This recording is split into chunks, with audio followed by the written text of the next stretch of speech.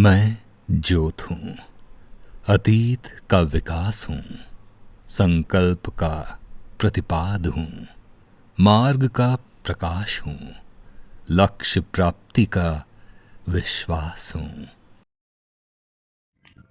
इस ज्योत की दूसरी लौ है माँ ब्रह्मचारिणी, जो अटूट प्रमाण है तप का, संकल्प का, त्याग का, संयम का। तो माँ की कथा कुछ इस प्रकार है। पुराणों के अनुसार माता भगवती ने नगराज हिमालय के घर जन्म लिया और नारद जी के उपदेश से भगवान शिव को पति रूप में प्राप्त करने के लिए भयंकर तप किया। वर्षों तक फल फूल खाए, वर्षों शाक सब्जी खाती रही, फिर वह भी छोड़ पत्तों पर निर्भर हो गई। भूमि पर खुले में, वर्षा और धूप में घोर कष्ट सहे, फिर बेल के पत्ते खाकर अपनी तपस्या जारी रखी।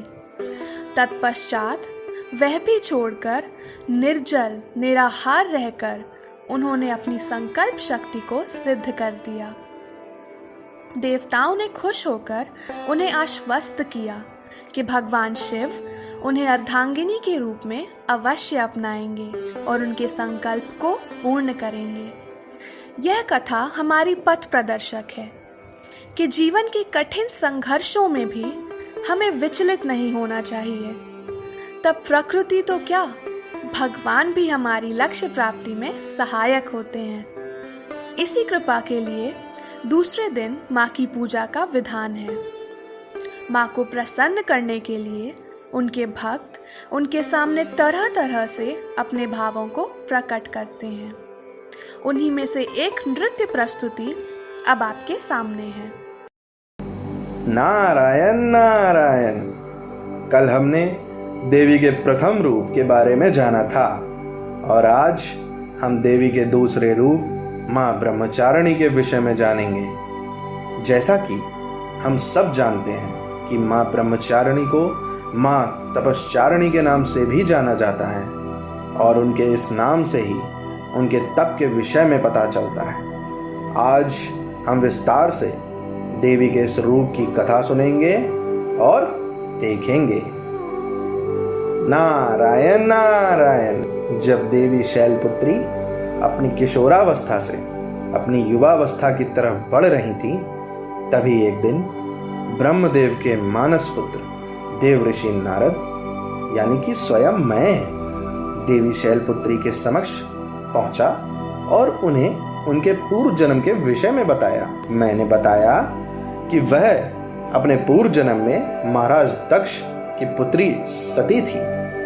मैंने देवी को उनके पूर्व जन्म की सारी स्मृतियां याद दिलाते हुए बताया कि वह एक बार फिर से महादेव को पति के रूप में प्राप्त कर सकती हैं, परंतु उसके लिए उन्हें घोर तप करना होगा। नारायण नारायण।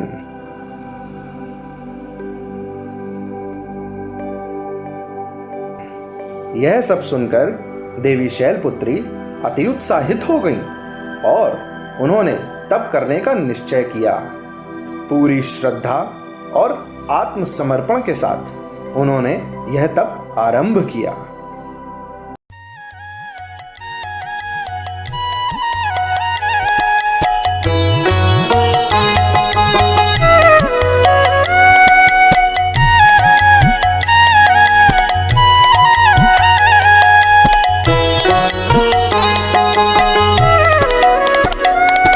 नमामि शमीशान निर्वाण रूपं विभुं व्यापकं ब्रह्मवेद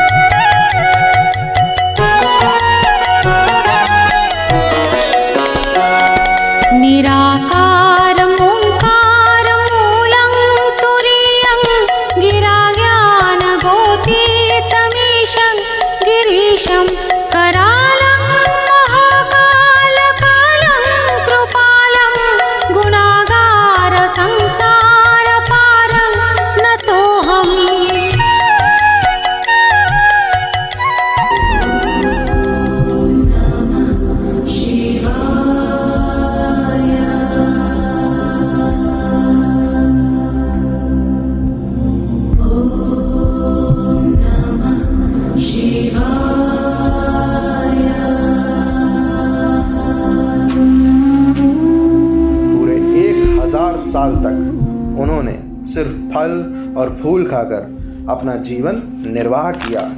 फिर उन्होंने 100 साल तक सब्जियां इत्यादि खाकर जीवन व्यतीत किया। उसके पश्चात उन्होंने 3000 वर्षों तक सिर्फ पेड़ से टूटकर गिरी हुई पत्तियों को खाकर जीवन व्यतीत किया।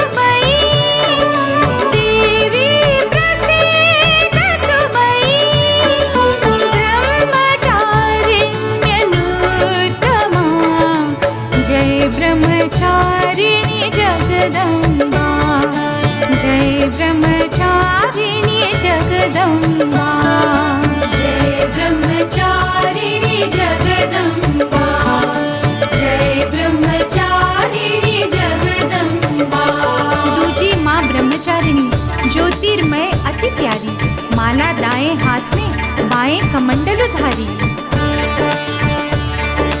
कर में कमल है आभूषण, सजी है देवी माँ, शिव को पाने के लिए बनी तपस्विनी माँ। देवी अपर्णा उमा नाम से पूजी गई संसार, इनकी उपासना से प्राणी पाते सदाचार। जय ब्रह्मचारिणी जगदम्बा, जय ब्रह्मचारिणी जगदम्बा। देवी जंगल में जमीन पर सोया करती थी ताकि अपना तप पूरा कर सके। अंत में उन्होंने पेड़ से गिरी सूखी पत्तियों का भी त्याग कर दिया, इसलिए देवी को अपर्णा नाम से भी जाना जाता है। उनके द्वारा किए गए इस कठोर तप की सूचना समस्त ब्रह्मांड में फैल चुकी थी और उनके इस कठोर तप से महादेव के लिए उनका परिशुद्ध प्रेम साफ नजर आ रहा था। अपने इस कठोर तप के कारण उन्हें मां ब्रह्मचारिणी के नाम से जाना जाने लगा। जय मां ब्रह्मचारिणी।